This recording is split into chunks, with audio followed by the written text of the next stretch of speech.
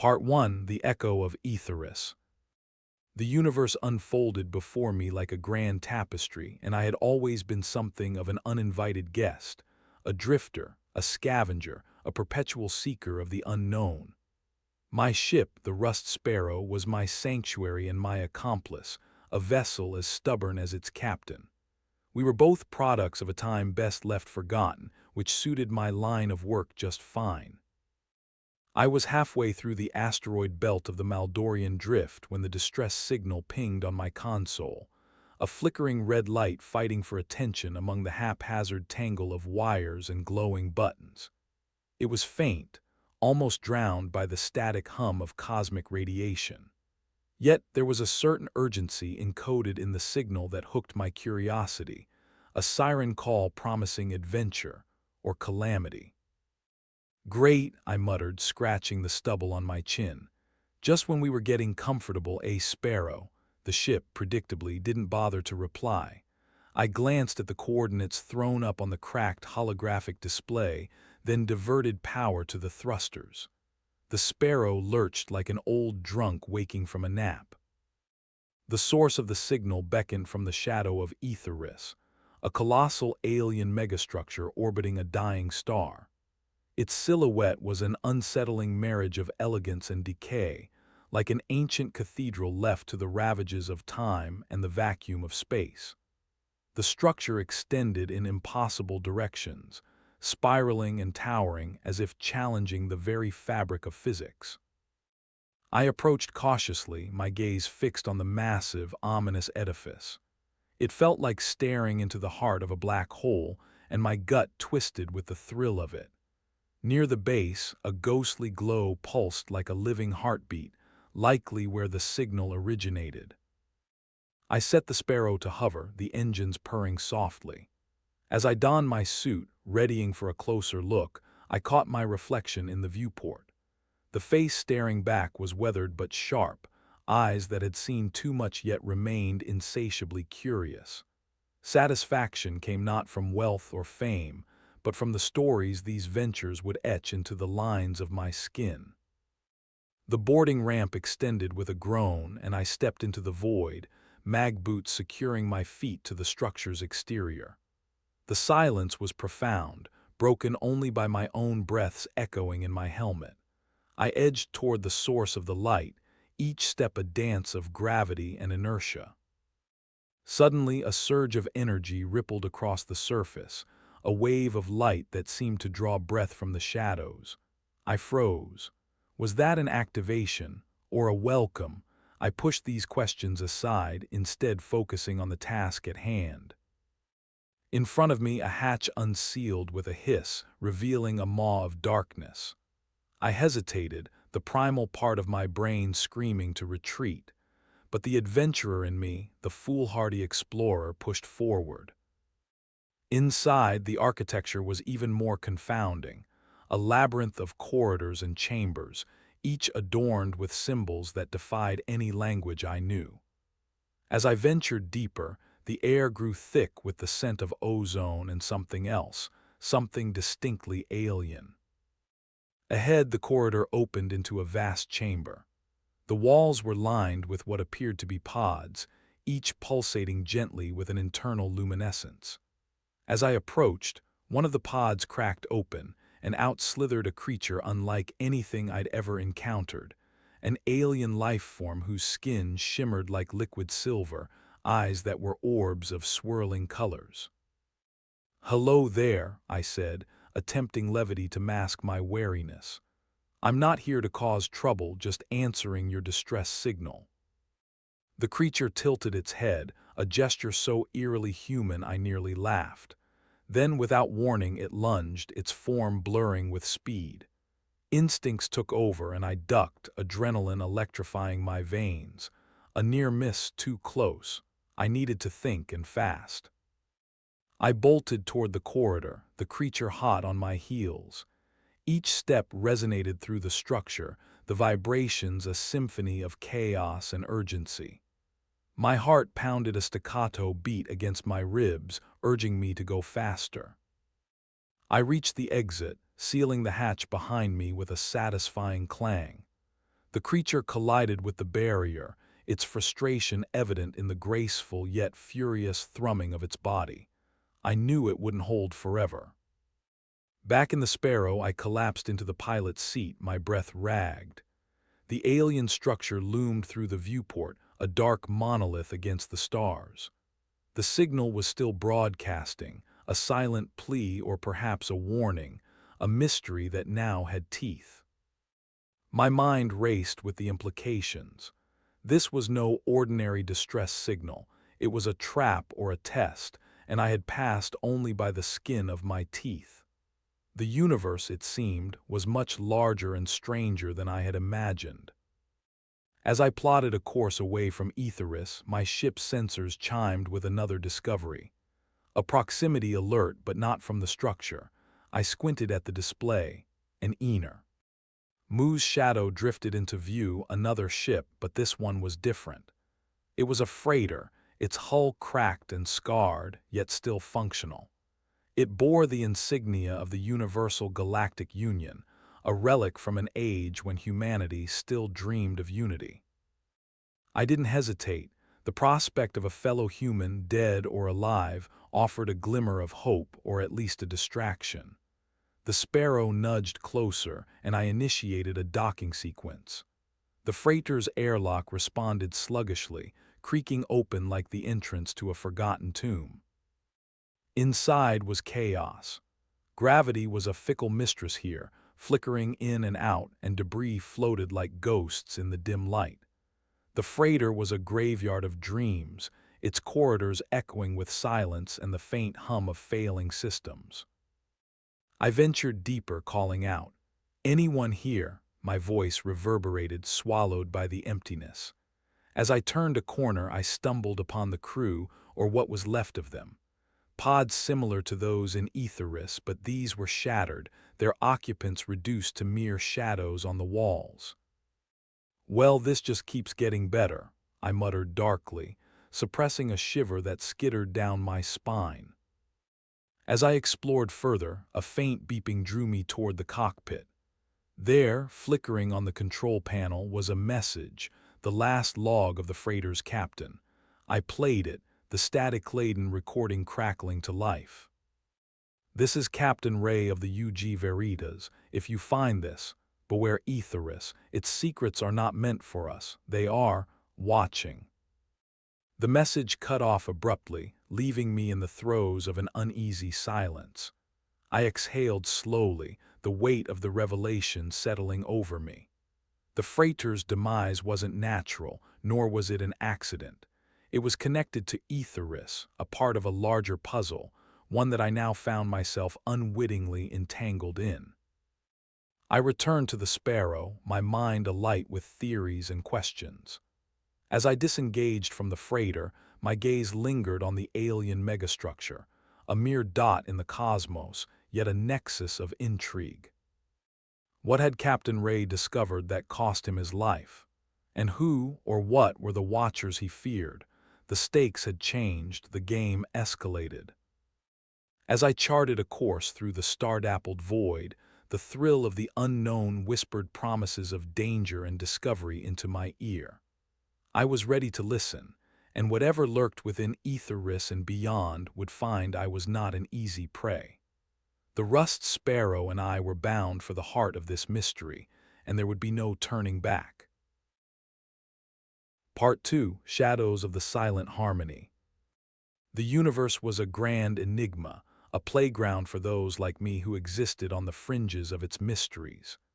As the Rust Sparrow glided through the astral currents, my mind wrestled with the echoes of Captain Ray's warning. Aetheris was more than a mere curiosity. It was a fulcrum of unseen forces. And now I was entwined in its orbit, as inescapable as a moth to flame. The Sparrow's nav console pinged, jolting me from my ponderings. Ahead, the starry canvas parted to reveal a station suspended in the void, a derelict oasis known as the Silent Harmony.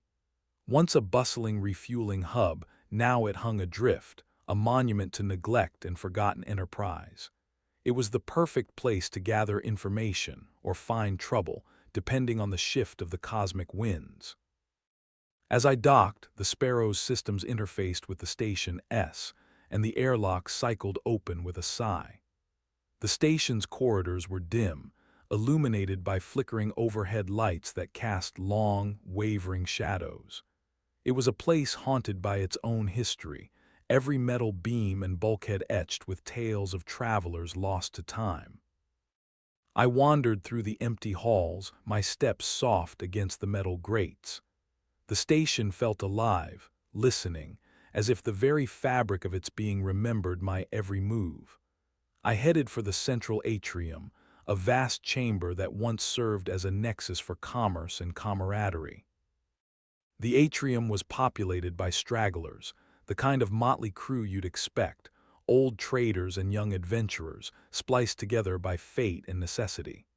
A bar nestled in one corner, its counter worn smooth by decades of elbows and stories.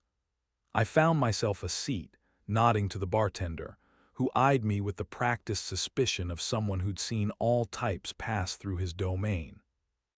"What'll it be, stranger?" he drawled, wiping a glass with a rag that looked as ancient as the station itself. "Information, mostly," I replied, leaning against the bar, "and a decent drink if you've got it." He chuckled, a sound like gravel underfoot. "Information comes cheap, drinks less so, but for a fellow drifter I might have a tale or two." I slid a few credits across the counter, enough for goodwill without raising eyebrows. He pocketed them with a nod, then poured me something amber and potent. "Word has it you came from Aetheris," he said, his voice low, conspiratorial. "Most who do don't come back talkin'." I took a sip of the drink, letting it burn pleasantly down my throat. What makes Aetheris so special? His eyes flickered to the other patrons, gauging their interest before he leaned closer. "It's alive, they say, not like you or me, but aware. Folks claim it's a relic of the ancients, holds their secrets close." The word ancients made my skin prickle. Theories of a primordial race that once roamed the stars were scattered through lore, and like all legends, they were met with skepticism. But here, in the fading light of destiny, the stories seemed to have weight. "What about the Veritas?" I asked, testing the waters. "Any news on what happened to her?" The bartender shrugged, more out of habit than ignorance. "Ugly business, that. All I know is she went quiet near Aetheris. You'd better have a good reason to dig into that mess." I drained the glass, setting it back on the counter with a satisfied clink. I'm always looking for a good story. He chuckled, stepping away to serve another customer. "Just remember, stories got teeth. Sometimes they bite back." As I stood to leave, a hand clamped down on my shoulder, and I turned to find a woman staring at me with eyes that burned like twin suns. Her attire was that of a pilot, but her stance carried the weight of someone who'd seen their share of cosmic horrors. "You're not the first to be curious about Aetheris," she said, her voice a melody of steel and silk. "But I might be the only one who's survived it twice. Name S. Kale." She released my shoulder, and I motioned for her to join me at a quieter corner of the atrium. Once seated, she ordered a drink, a clear, crystalline spirit that glowed faintly in the dim light. "Survived Aetheris?" I asked, leaning forward. "You've been there before." "Lived to tell the tale," she confirmed, sipping her drink. "But it wasn't easy. Whatever's in there, it doesn't want company." I considered her words, the implications coiling in my mind like serpents. "What did you find?" Her gaze turned distant, memories flickering across her features like passing stars. Echoes of lives not our own, machines that think, or dream, and shadows that move when you aren't looking. A shiver of recognition, a parallel to my own encounter, ran through me. "And yet you returned." Kale chuckled, a sound both weary and defiant. "Curiosity's an addiction, and Aetheris is the strongest fix in the galaxy. But it's also a warning, one that's easy to ignore until it's too late. Her words hung between us, heavy with unspoken truths. Before I could probe further, the station's alarm klaxons blared, a cacophony of urgency that drowned out conversation. The lights shifted to an ominous red, and the patrons scattered like startled birds. I was on my feet in an instant, instincts honed by years of close calls kicking in. Kale matched my urgency, her expression a mask of determination. "What now?" I asked, my voice rising above the din. She pointed toward the viewport where the stars were blotted out by the hulking silhouette of a frigate. Its design was alien, sleek and predatory, unlike anything I'd seen. It loomed like a dark specter, its intentions as opaque as its hull.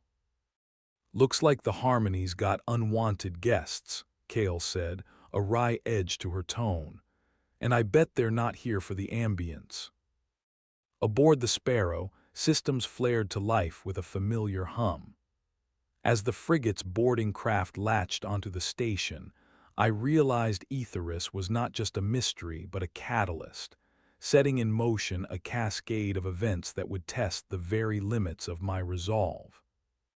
The frigate's crew, pirates, mercenaries, or something worse, had their eyes on the silent Harmony. But I had a feeling their true prize was far more valuable than the station's meager treasures. It was a prize I inadvertently held the keys to, thanks to the Veritas, Captain Ray, and the enigmatic warnings of Aetheris. As Kale and I prepared to meet whatever fate awaited us, I couldn't shake the feeling that we were pawns in a larger game.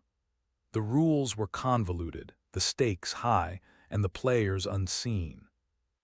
The universe had its secrets, and I was determined to unravel them, even if it meant courting danger, one heartbeat at a time. Part 3: The Dance of the Forgotten Stars. The familiar hum of adrenaline coursed through my veins as Kale and I bolted through the silent Harmony's labyrinthine corridors. The ominous frigate had latched onto the station like a leech, its boarding craft disgorging troops with harsh efficiency. The air crackled with tension, a prelude to the storm that was about to break. We took cover in a side passage, the walls vibrating with the distant percussion of boots on metal. Kale, her eyes sharp and calculating, motioned for silence as she adjusted the settings on a small device clipped to her belt. It emitted a soft pulse, scrambling any nearby sensors. "Jamming their comms," she whispered, her voice barely audible over the station's thrum. "It might buy us some time." I nodded, peering around the corner toward the central atrium.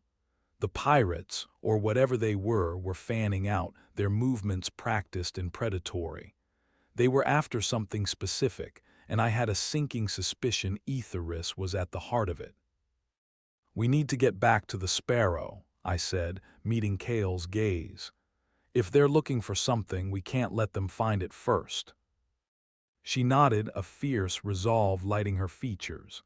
"Let's hope your ship's as fast as it looks old." We moved swiftly, shadows against shadows, my heart pounding in rhythm with the urgency of our escape. As we rounded a corner, the chatter of gunfire erupted, a staccato symphony that sent shivers crawling across my skin. We ducked into a maintenance shaft, the narrow confines forcing us to move single file. The passage was tight, the air pungent with the metallic tang of recycled air. It reminded me of childhood stories told by grizzled spacers, tales of ancient derelicts haunted by their own ghosts. I pushed the thought aside, focusing on the task ahead. The station's layout was a jumble of memories, a puzzle of forgotten corridors and dead ends. But my instincts, honed by years of navigating the unknown, guided us through. We emerged near the docking bay, breathless but unscathed. The Rust Sparrow waited, her bulkhead open in a silent invitation. As we sprinted toward the ship, a warning flash caught my eye, an incoming transmission, a burst of garbled urgency that resolved into a coherent message. "They're scanning the station for residual signatures," Kale said, glancing at the Sparrow's terminals. "Aetheris, Veritas, anything that ties back to the ancients."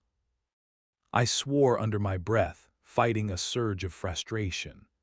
The pieces of the cosmic puzzle were aligning, but the picture they formed was as elusive as starlight on water. "We can't let them board," I said, turning to Kale. "The Sparrow's got a few tricks, but she's not equipped for a firefight." Kale nodded, her expression unyielding. "If they're after answers, we lead them on a merry chase, but first we need to even the odds." Before I could ask what she meant, she sprinted toward the terminal, fingers dancing across the console. Moments later, a series of muted explosions echoed through the docking bay, strategically placed charges, detonating with precision. "That should slow them down," she said with a hint of satisfaction. "Time to fly." I didn't need any further encouragement. As we scrambled into the cockpit, I fired up the engines, the Sparrow coming to life with a rumble that resonated through the ship's frame. The docking clamps released, and we shot out into the void, the frigate looming ominously behind us. The Sparrow banked hard, engines roaring as we raced through the debris field surrounding the silent Harmony. The frigate followed, a relentless predator, its weapons systems locking onto us with chilling precision. "This is where the fun begins," I muttered, my hands steady on the controls. Kale strapped herself into the co-pilot's seat, her eyes alight with a fierce joy. "You've got a plan, right?" "Sort of," I replied with a grin, the thrill of the chase igniting my senses. "We need to lose them in the nebulas." As the nebula's ethereal tendrils enveloped us, the Sparrow zigzagging through the cosmic soup, my mind was a blur of calculations and instinct. The frigate's silhouette flickered in and out of the swirling haze, its presence a constant reminder of the stakes. We dove deeper into the nebula, the ship's sensors struggling to paint a coherent picture through the interference. Outside, the stars were blotted from view, the universe reduced to a swirling maelstrom of colors and shadows. "Shields holding," Kale reported, her voice a steady anchor in the chaos. "But they won't last forever." I nodded, threading the Sparrow through the nebula's dense pockets, each maneuver an intricate dance of survival. The frigate was persistent, its weapons firing blind but with unnerving accuracy. Then an idea sparked, a gamble risky but potentially decisive. I diverted power from the engines to the shields, letting the gravity eddy pull us into a tight spin. The sudden decrease and speed, coupled with the nebula's distortive effects, threw off the frigate's systems. Its next volley went wide, detonating harmlessly in the nebula's depths. "They've lost lock," Kale said, her eyes bright with the promise of escape. "Now or never," I replied, pushing the Sparrow's engines to the limits. We surged forward, breaking free from the nebula's grasp, stars reappearing like lighthouse beacons in the dark.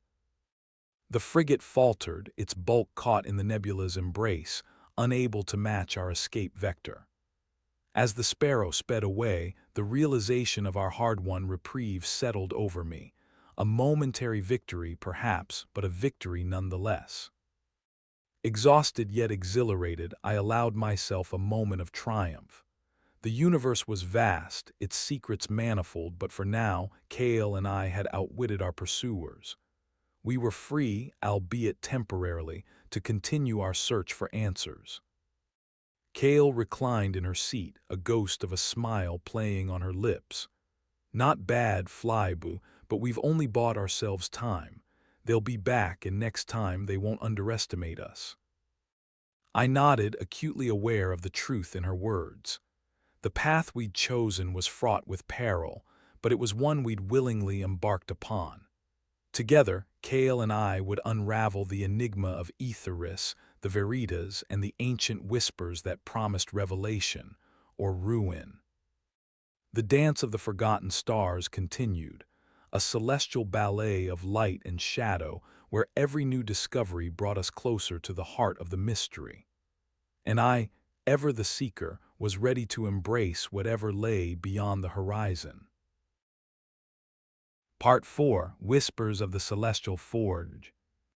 The universe was a vast, unfolding enigma, and we were but tiny actors upon its stage. With the nebula's glow receding into the distance, the Rust Sparrow hummed beneath my hands, a resolute companion in our quest through the cosmic tapestry.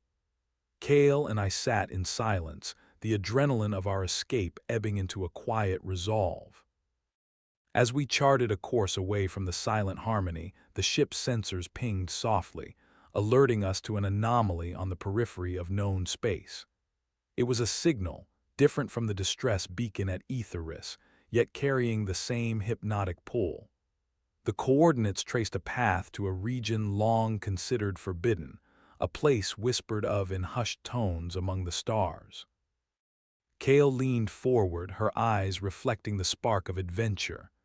"The Celestial Forge," she murmured almost reverently, "thought it was a myth." I glanced at the readouts, intrigued despite the chill that skittered down my spine. "A myth with a signal," I replied, setting the course. "Looks like it's time we found out which tales were true." The journey was long, the stars slipping past like pearls on an endless string, and I found solace in the rhythmic pulse of the sparrow. Kale was a constant presence beside me, an ally whose sharp wit and resilience had quickly become indispensable. We approached the forge cautiously, its presence heralded by a gravitational shift that tugged at the ship's controls. The anomaly hung in space like a fracture in reality, an intersection where natural law bent and twisted. The forge was no simple construct. It was a marvel of cosmic engineering, a lattice of metallic tendrils that spiraled outward in a mesmerizing dance. Vast rings orbited a central core, their surfaces aglow with patterns that shifted like liquid light. It was beautiful, alien in its complexity, and its purpose was as enigmatic as the ancients themselves. The sparrow shuddered as we entered the forge's influence, its systems adjusting to the new parameters. Kale and I exchanged a glance, the weight of the unknown pressing down on us. "Whatever this place is," I said, "it's no ordinary installation." Kale nodded, her expression a mixture of awe and determination. "The forge is said to be a relic of the ancients. Some believe it's a workshop for crafting stars, others a doorway to new realities."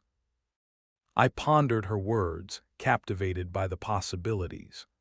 The forge was a testament to a civilization whose capabilities dwarfed our own, a civilization that had vanished, leaving behind only echoes and mysteries. As we circled the structure, an aperture opened in the central core, beckoning us with a soft luminescence. It was an invitation, or perhaps a test. Either way, we had come too far to turn back. We guided the sparrow closer, the ship's thrusters whispering against the cosmic silence. With a gentle nudge, we entered the forge, passing through the aperture into a cavernous chamber lit by a soft, omnipresent glow. The chamber was a marvel of design, its walls adorned with intricate carvings that shimmered with their own light.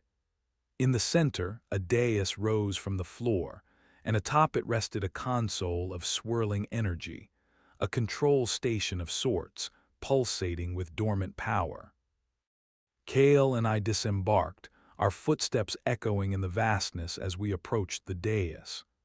The air hummed with potential, an energy that resonated with the pulse of the universe itself. "What do you make of it?" Kale asked, her voice hushed with awe. I studied the console, the patterns of energy shifting in response to our presence. "It's an interface," I mused, reaching out a tentative hand. The energy coalesced beneath my fingers, forming symbols and pathways that defied comprehension yet felt instinctively familiar. Kale watched intently, her curiosity tempered by caution. "Think you can activate it?" "Only one way to find out," I said, allowing my instincts to guide me. The console responded to my touch, its glow intensifying as it unlocked deeper layers of information.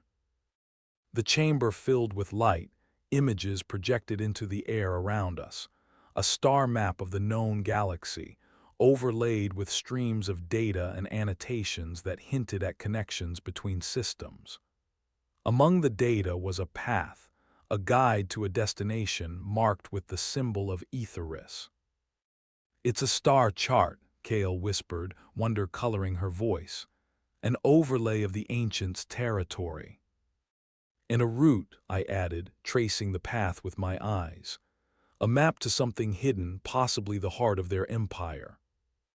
Kale's gaze met mine, her expression a mirror of my own resolve. This could change everything we know about the ancients, but it's also a beacon. Others will come looking once they realize the forge is active. The implication was clear. We had uncovered a crucial piece of the cosmic puzzle, a key that could unlock secrets long buried beneath the sands of time. But it came with its own dangers, an interest from those who would use knowledge for less altruistic purposes. As we absorbed the magnitude of our discovery, the forge began to hum with renewed vigor, as if acknowledging our presence and the journey we were about to embark upon. We returned to the Sparrow, the ship's systems easily integrating the new data. The map glowed on the console, a guiding light through the depths of space. "Where to?" Kale asked, a hint of humor lacing her words despite the seriousness of our mission. I grinned, the thrill of discovery igniting my spirit. "To the heart of the mystery. Let's see what the ancients have left for us." With a shared sense of purpose, we set course for the destination revealed by the forge. The stars awaited, each one a sentinel to the secrets of the cosmos, and I was ready to confront whatever lay beyond the horizon. As the Rust Sparrow surged forward, the universe unfurled before us, a canvas of infinite possibility and endless adventure. Our path was woven with the threads of forgotten legends and newfound truths, and I intended to follow it to the very end. Part 5: The Veil of Echoes. As the Rust Sparrow slipped through the velvet expanse of space, the star chart from the celestial forge flickered softly on our console like an ancient tapestry woven with secrets and starlight. Kale sat beside me, her gaze fixed on the path set before us, a route that promised revelations as much as it did risks. We were venturing into the heart of the ancients' domain, a place where history whispered its truths to those daring enough to listen. The journey was long, marked by stretches of silence where the only sound was the steady thrum of the Sparrow's engines. I found these moments peaceful, a counterpoint to the chaos that had become the norm since first setting foot on Aetheris. Kale often kept to herself, absorbed in logs and fragments of data we'd recovered, piecing together a story that grew more complex with each new discovery. It was during one such tranquil spell that the Sparrow's comm system crackled to life, an unexpected intrusion into our solitude. The signal was faint, barely penetrating the cosmic noise, yet the distress encoded within it was unmistakable. Kale looked up, her expression sharpening. "Another signal." "This one's different," I replied, adjusting the controls to boost reception. The signal resolved into a series of coordinates, accompanied by a plea for aid. A charted vessel, stranded deep within a sector known as the Veil of Echoes, a region notorious for its anomalies and ghost ships. She glanced at me, her eyes questioning but tinged with anticipation. "We could make a detour. It's on the way, more or less."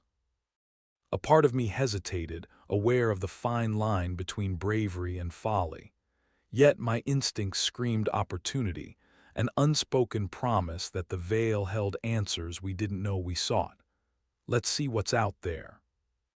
As we altered course, the starscape shifted, the familiar glitter of distant suns giving way to the muted glow of the veil.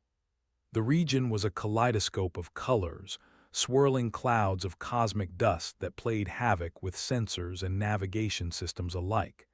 Within its depths lay the stranded ship, a phantom caught in a net of time and space. We navigated carefully, the Sparrow weaving through the eddies of gravitational distortions that pulled and twisted at our course. It was a place where reality felt tenuous, the laws of physics bending to the whims of the universe itself. There, Kale pointed, her voice hushed with an almost reverential awe. The ship. It emerged from the mists like a specter, its hull battered but intact, a freighter of ancient design. The insignia it bore was faded, yet recognizable, a star and crescent, emblem of a long-extinct Terran colony fleet. "Looks like it's been here for decades," I said, a chill threading through my voice. "Who knows what's left on board?" Kale nodded, her mind working through possibilities as we prepared to board. The docking procedure was swift, the Sparrow's airlock aligning with the freighter's derelict entry. We stepped inside, the air chilled and stale. The corridors were eerily silent, shadows pooling in corners like hidden memories. As we moved through the ship, remnants of its crew's lives lay scattered, tools left mid-repair, personal effects turned to dust. It was a library of lost stories, each item a testament to lives interrupted. In the bridge, we discovered the source of the signal. A lone figure, slumped over the controls, their skeletal remains a stark reminder of mortality. A recording device sat beside them, blinking fitfully with power from an emergency cell. Kale activated it and the captain's voice emerged, a raspy echo from the past. "To anyone who finds this, the veil is not what it seems. It's alive, a guardian of the ancients. We came seeking its treasures, but it took from us more than we dared imagine." The message crackled, fading into silence before any further explanation could be drawn. Kale and I exchanged a look, the weight of the revelation settling heavily. The veil's reputation was more than superstition. It was a sentinel, a relic of those who once commanded the stars. We left the ship, its secrets remaining as elusive as its fate was tragic. Outside, the veil swirled, an ocean of mysteries waiting to be explored. As we boarded the Sparrow, the ship seemed to hum with shared purpose, the journey ahead illuminated by new understanding. Back in the cockpit, I plotted our course toward the chart's final destination. Whatever lies at the end of this path, it's connected to everything, the forge, Aetheris, even this place. Kale settled into her seat, a determined gleam in her eyes. "We'll unravel it layer by layer." With a shared nod, we set the Sparrow on her course, stars streaming past in a brilliant cascade. The veil of echoes receded behind us, a remnant of history that had offered more questions than answers. Yet, we were not deterred. The universe was a vast tapestry, each thread a story, each star a page yet to be. We moved through its depths as seekers, driven by curiosity and the promise of discovery. Whatever lay beyond the horizon, we were ready to face it, armed with the knowledge that the ancients' legacy was more than myth.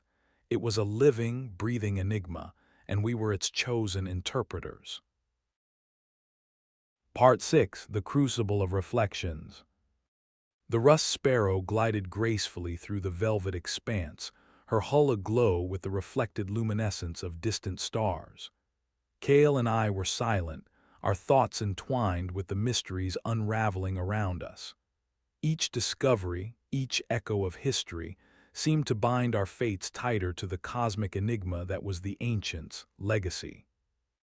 Our destination lay on the periphery of known space, a system unrecorded in any contemporary star map, yet etched clearly on the chart from the celestial forge. The path was fraught with gravitational anomalies and energy fluctuations, a gauntlet that tested the mettle of our resolve as much as the Sparrow's integrity. We were approaching the crucible, a celestial phenomenon that loomed ahead like a beacon and a warning. The system was dominated by a peculiar anomaly, a swirling vortex that shimmered with iridescent hues, its heart a tumultuous crucible that defied comprehension. It was as if the universe itself had folded in on this point, crafting a nexus of unspeakable power and beauty. Kale studied the readouts, her brow furrowed with concentration. This must be it, the heart of the ancients' empire. Everything points here. I nodded, captivated by the majesty of the crucible. It's incredible, the amount of energy at play. It's like the universe is conducting an orchestra and we're the audience.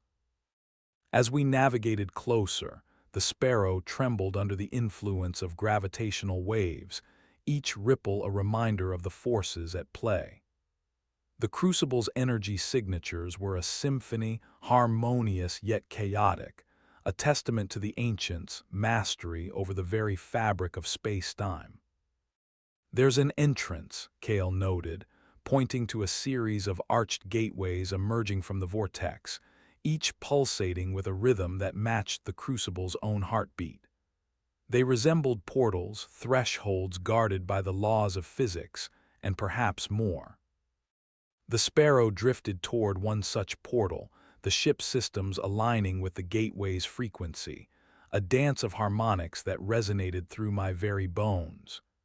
As we passed through, the universe seemed to blink, and suddenly we were within, the heart of the crucible.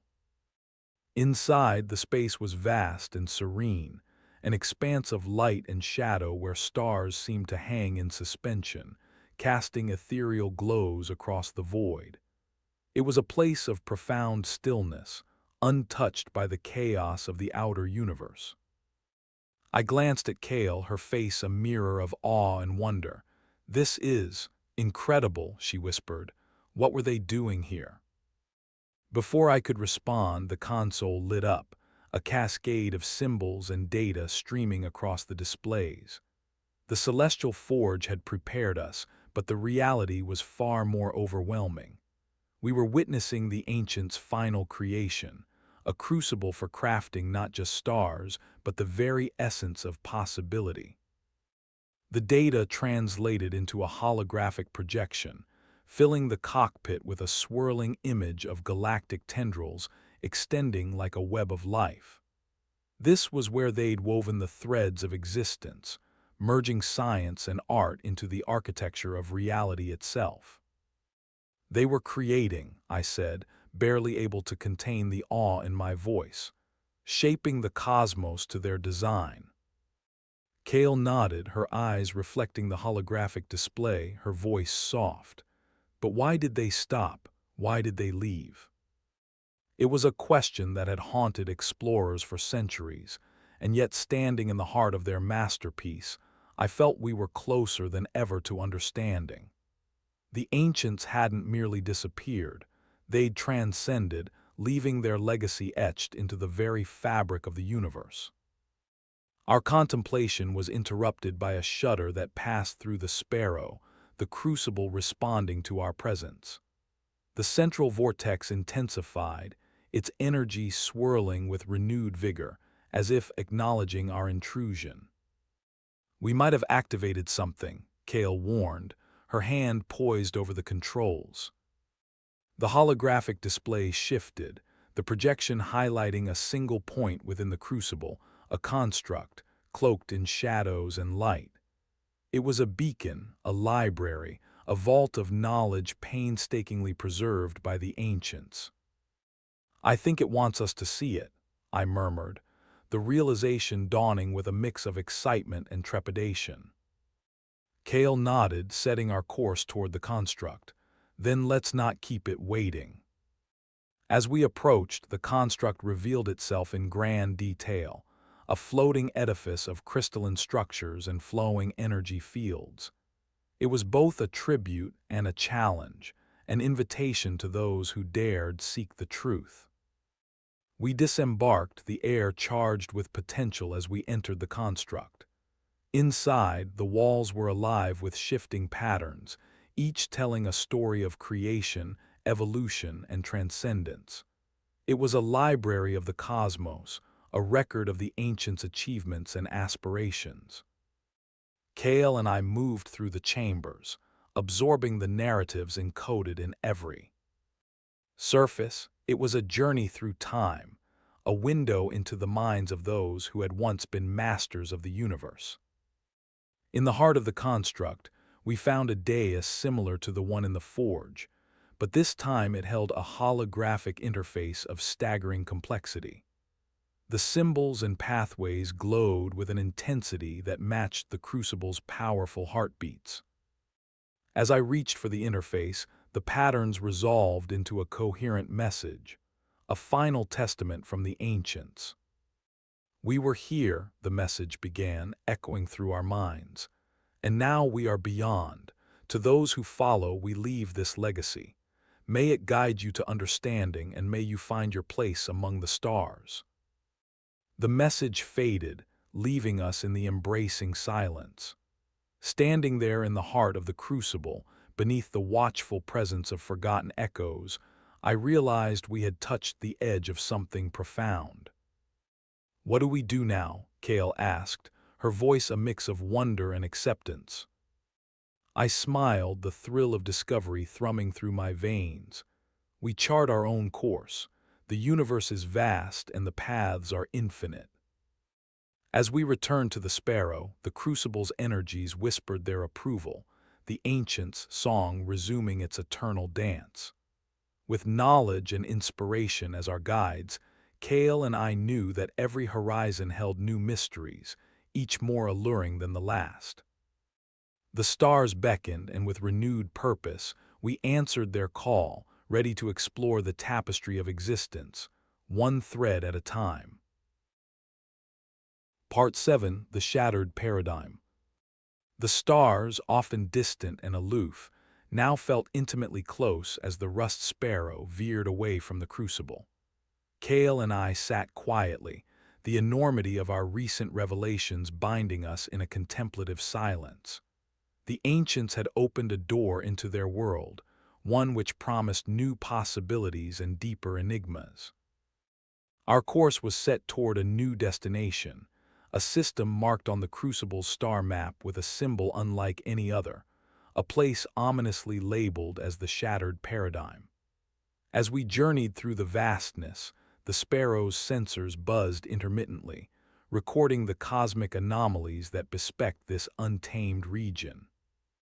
The Shattered Paradigm was a realm where the natural order seemed to unravel, a ballet of chaos and cosmic wonder. Here, celestial bodies orbited chaotically, their paths unpredictable, as if the universe had briefly forgotten the language of gravity. As we approached, the Sparrow shuddered, caught in the crosscurrents of distorted space-time. Kale adjusted the stabilizers, her deft touch keeping us steady amidst the tumult. "This place feels wrong," she said, her voice tinged with a mix of awe and apprehension. I nodded, scanning the disjointed starfield. "It's a paradox, a place where the rules have changed, but if the map leads here, there's something important lurking within." Navigating the paradigm required a delicate balance of intuition and precision. The Sparrow danced through the dissonance, each maneuver a testament to Kale's skill and our shared trust in the ship. We soon found ourselves nearing the source of the disturbance, a colossal structure adrift in the void, its geometry twisting in ways that defied comprehension. It seemed to pulse with an ancient rhythm, a testament to the ancients' capacity to manipulate reality itself. The structure resembled an immense lattice, woven from threads of light and shadow. Within its depths, occasional sparks of energy flared, casting fleeting patterns against the backdrop of chaos. Another artifact, Kale wondered, studying the readings that flashed across the console, or something more. I engaged the Sparrow's landing systems, setting us down gently upon a platform that extended from the lattice like an outstretched hand. We donned our suits, prepared for whatever revelations awaited us inside. The atmosphere within the structure was a tapestry of shifting currents, each breath imbued with the essence of forgotten epochs. As we ventured further, the walls of the lattice shimmered, reflecting our forms in distorted echoes. Kale and I moved cautiously, our footsteps muffled by the ambient hum of cosmic energies. The lattice seemed to respond to our presence, its pulsating glow intensifying with each step. In the heart of the structure, we discovered a chamber dominated by a massive sphere suspended in midair, its surface alive with tendrils of luminescence. It was a living tableau, constantly rewriting itself, each configuration a potential reality. Kale stepped closer, her eyes wide with fascination. It's rewriting the universe, she breathed, her voice barely audible, a core of creation. The sphere vibrated gently, as if acknowledging our understanding. We approached cautiously, aware that every action was a choice, each choice a thread woven into the larger tapestry. I reached out, my hand brushing the surface of the sphere. At my touch, the tendrils coalesced, forming images, a series of memories, perhaps, or visions of potential futures. They played out before us, a flickering narrative of possibilities intersecting and diverging. It's showing us paths, I realized aloud, my voice echoing within the chamber. What was, what is, what might be. Kale nodded, her gaze entranced by the unfolding panorama. The ancients didn't just observe reality, they shaped it. This is their legacy, a tool to understand and alter the cosmos. Yet within the beauty lay a somber truth. The images depicted not only the grandeur of creation, but also the fragility inherent in such power. Each alteration rippled outward, consequences unpredictable and profound. We could learn so much, I said, my fingers tracing the luminescent patterns. But the cost, the responsibility. Kale looked at me, her expression a symphony of determination and caution. This knowledge could reshape our understanding, but we must tread carefully. As if in response, the sphere shifted, dissolving into myriad strands that encircled us like a living constellation. The message was clear: knowledge was a gift, and with it came the duty to preserve the balance. We returned to the Sparrow, our hearts and minds alight with the possibilities laid bare before us.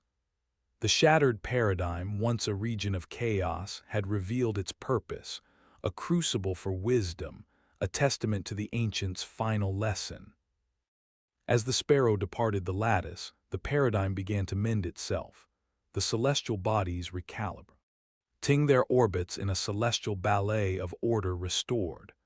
The universe, it seemed, had reconciled with its momentary disharmony.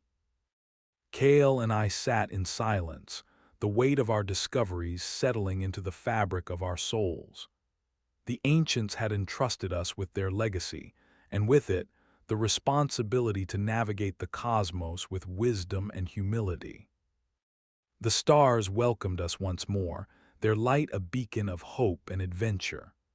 With the knowledge of the sphere guiding us, the Rust Sparrow sailed onward through the tapestry of the universe. Our journey continued, forged from the dreams of those who had come before, and illuminated by the promise of all that lay ahead. Part 8: The Echoing Labyrinth. The universe unfolded before us like a celestial kaleidoscope, each constellation a whisper of the yet unfound. The Rust Sparrow sailed on, guided by the ancient star maps and the echoes of the knowledge we'd gained within the shattered paradigm. Yet even as the stars streamed past, a new mystery beckoned. A signal, faint yet unmistakable, repeated across frequencies known and unknown.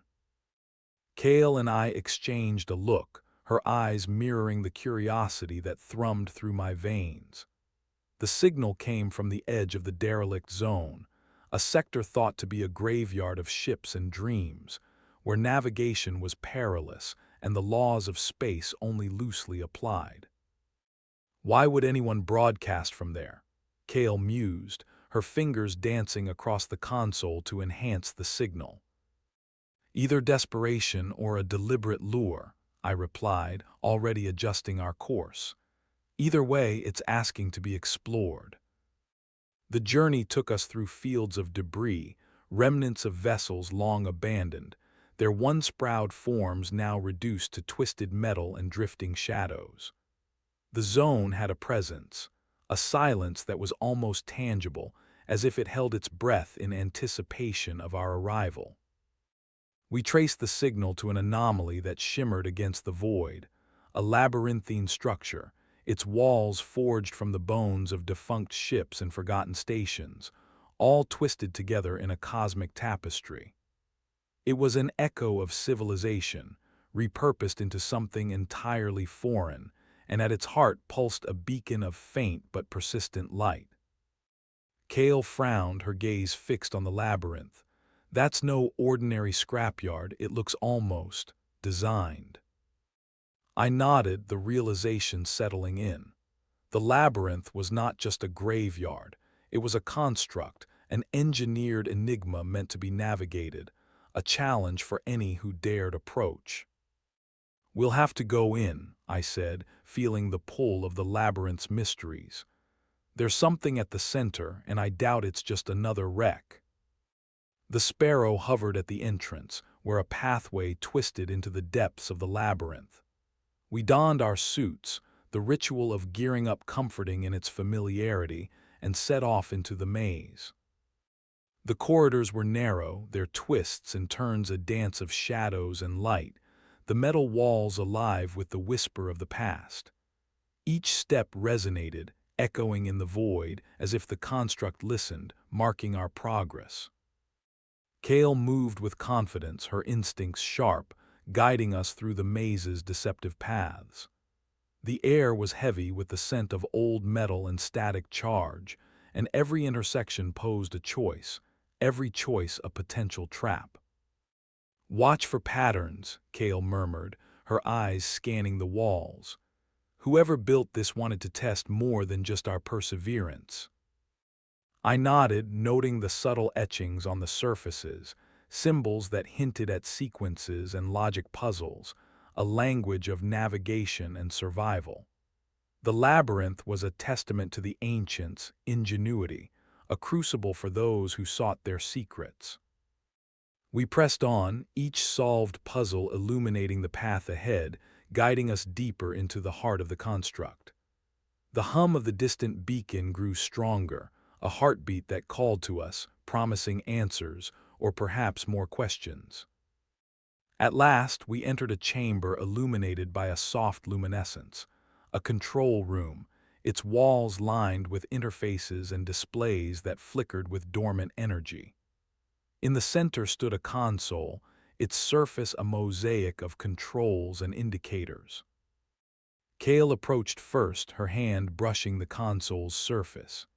It sprang to life, a holographic display unfurling before us, a map of the labyrinth overlaid with data that revealed its true purpose. "It's a station," Kale said, awe-threading her voice, "or was meant to be, a place of refuge and learning."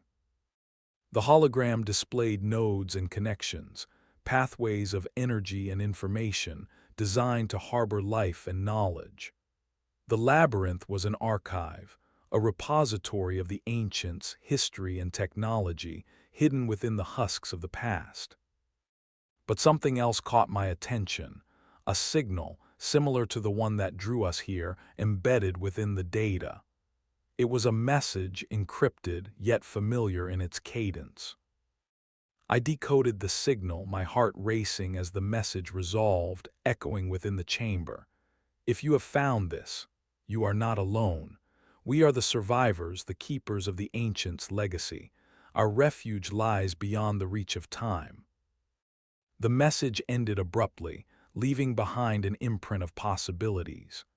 The survivors, the remnants of those who had lived among the ancients, still out there, their presence a thread woven into the fabric of existence.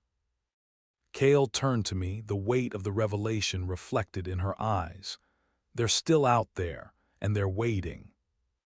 Together we returned to the Sparrow, the labyrinth's mysteries now a part of our own story. The message carried a promise, a connection to the past yet alive. In the present, a path that led beyond the horizon of what we thought possible. As the Sparrow departed the labyrinth, the path ahead seemed alight with potential. The universe, vast and enigmatic, had revealed another glimpse of its secrets, and with it, a new course to chart. The stars beckoned once more, their luminescence a guide through the seas of cosmic wonder. Beyond the edge of time, the survivors waited, holding within their grasp the legacy of what once was and what could be. With hope renewed and curiosity undiminished, Kale and I sailed forth, our journey intertwined with the echoes of those who had come before, and the promise of those who awaited beyond the veil of stars. Part 9. The Nexus of Longing. The Rust Sparrow glided through the cosmos with a newfound purpose, the echoes of the labyrinth's message resonating within me like a second heartbeat. Kale and I shared a silent understanding. Our journey was no longer just a search for answers, but a quest to find those who carried the ancients' torch into the unknown. The coordinates embedded in the signal pointed us toward a distant system, an uncharted realm hidden behind layers of warped space and cloaked anomalies. It was a place I had only heard whispers of, a nexus where time and reality interwove in a dance of celestial artistry. The approach was fraught with challenges. The Sparrow navigated through gravitational whirlpools and luminous tides, the ship's system straining against the cosmic ballet. Yet, Kale's deft touch and my intuition steered us true, each maneuver a testament to our shared trust and determination. As we pierced the final veil, the universe unfolded to reveal the nexus, a breathtaking panorama of celestial grandeur. Stars hung like lanterns amidst vibrant nebulae, their light painting the void in hues of gold and sapphire. At the center, a shimmering sphere hovered, its surface alive with 1,000 reflections, a gateway, a portal, a beacon. "Is this it?" Kale asked, her voice a mixture of wonder and disbelief. "The refuge?" I nodded, gazing at the sphere with awe, feeling its ancient call like an embrace. It has to be, the survivors' sanctuary. The Sparrow drifted closer, drawn by an invisible tether. As we neared, the sphere's surface rippled, revealing layers of intricate patterns, symbols and designs that spoke of welcome and invitation. We docked at a platform that extended from the sphere, the Rust Sparrow settling with a gentle hum. As we disembarked, I felt a sense of anticipation, as if we had arrived at the threshold of something profound. The interior of the sphere was a marvel of architecture, a fusion of organic forms and crystalline structures. Pathways wound through gardens of luminescent flora, and streams of liquid light flowed like rivers of stars. It was a place of harmony, a living tribute to the ancients' legacy. Kale and I moved through the corridors, the air alive with the hum of unseen energies. The sphere seemed to respond to our presence, each step resonating with a melody only we could hear. We were not alone for long. Figures emerged from the shadows, their forms shimmering with ethereal light, humanoids, yet different, as if touched by the cosmos itself. Their eyes held centuries of wisdom, their expressions a blend of curiosity and recognition.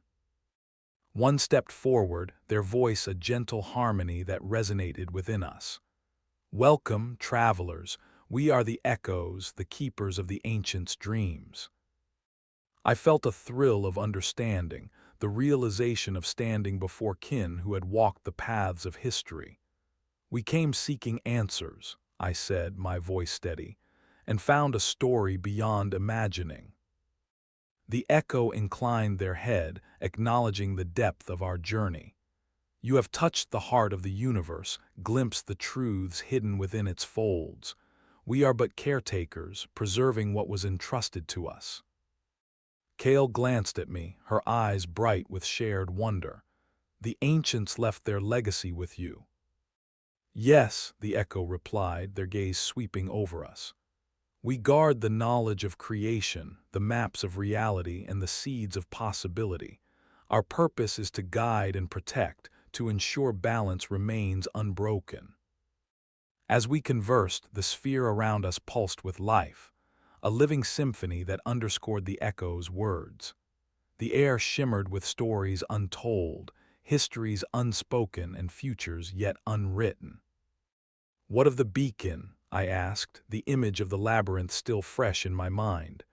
Was it you who called us? The echo met my eyes, their expression inscrutable. We sent it across the cosmos, a signal to those who yearned for understanding. You answered the call, proving yourselves worthy of the truth. A sense of fulfillment washed over me, the culmination of our quest aligning with the purpose the ancients had envisioned. The universe, in its vast complexity, was not a puzzle to be solved, but a tapestry to be experienced. Kale and I spent days with the echoes, learning of their duties, their insights into the ancients, and the harmony they maintained within the nexus.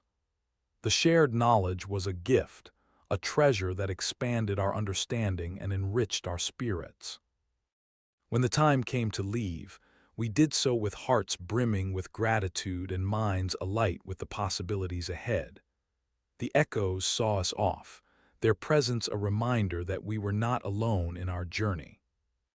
As the Rust Sparrow departed the sphere, the nexus faded into the backdrop of stars, its mysteries now a part of our story. Kale and I sat in the cockpit, the universe wide open before us. What now? Kale asked, a smile playing on her lips. I grinned, feeling the thrill. Ell of adventure anew. Now we forge our own path. The stars are waiting, and there's a galaxy of stories yet to discover. With a shared nod, we set the Sparrow on a new course, ready to explore the vast wonders and hidden truths of the cosmos.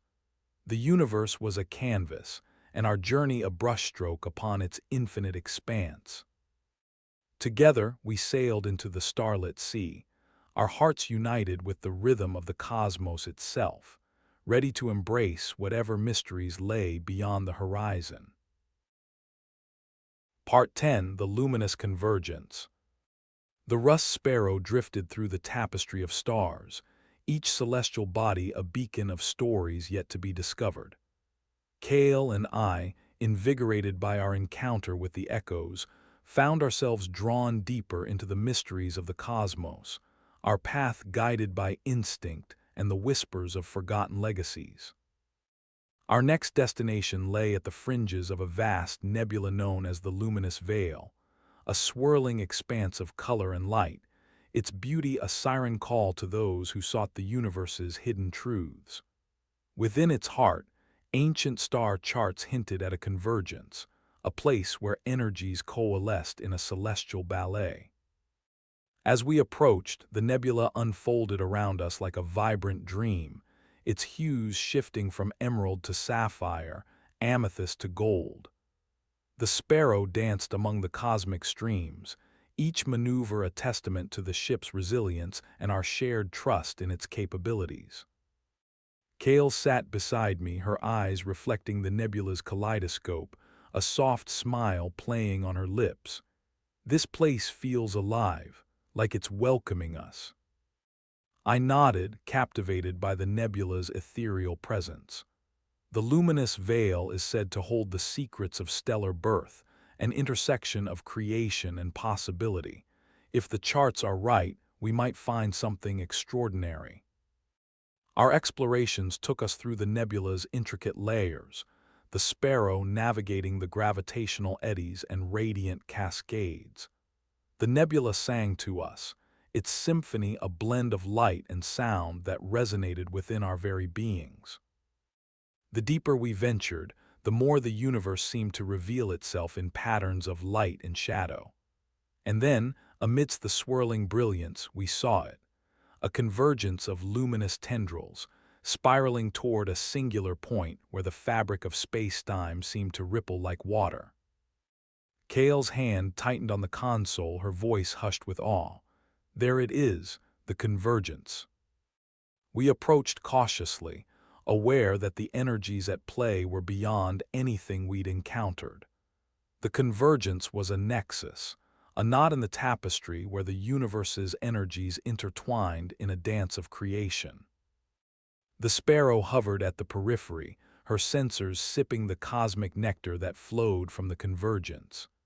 The data streamed in, each reading a revelation unto itself, a testament to the raw power and artistry of the cosmos. As we studied the converging streams, a realization struck me, a connection, a pattern hidden within the chaos. Kale, look at the energy signatures. They're resonating with the ancients' frequency. Kale's eyes widened, her fingers dancing over the controls. You're right. It's like they left a piece of themselves here, a fingerprint on the fabric of creation. The resonance grew stronger, as if the convergence recognized our presence and the legacy we carried. The nebula's light shifted, a cascade of colors drawing us into its heart. We exchanged a glance, the unspoken decision igniting within us. Donning our suits, we disembarked, stepping into the embrace of the convergence. The nebula's energies enveloped us, a gentle tide that carried us toward the center. The experience was transcendent. Within the convergence, the universe's truths unfolded before us, visions of galaxies birthing stars, of worlds rising and falling, of life's dance across the cosmos. We glimpsed the ancients' journey, their symbiosis with the universe, and the harmony they sought to preserve. It was a moment of profound connection, a reminder of our place within the cosmic narrative, a narrative that transcended time and existence. As the visions faded, the convergence's embrace released us, and we returned to the Sparrow with hearts full of newfound understanding. The luminous veil shimmered around us, its secrets now part of our own story. Kale and I sat in the cockpit, the weight of our experience settling into the fabric of our beings. The universe had shared its wonders, and with it, a renewed sense of purpose. What do we do with this knowledge? Kale asked, her voice a mixture of wonder and determination. We honor it, I replied, my gaze fixed on the nebula's luminous embrace. And we share it. The universe is a symphony, and we are its storytellers. With the luminous veil receding behind us, the Rust Sparrow sailed forward, its course set toward new horizons. The stars beckoned, their light a guide through the vast expanse, inviting us to explore the infinite possibilities that lay ahead. Together we ventured into the unknown, our journey woven with the threads of legacy and discovery, ready to unravel the mysteries of existence, one star at a time. The universe awaited, and with it, the promise of all that was yet to be.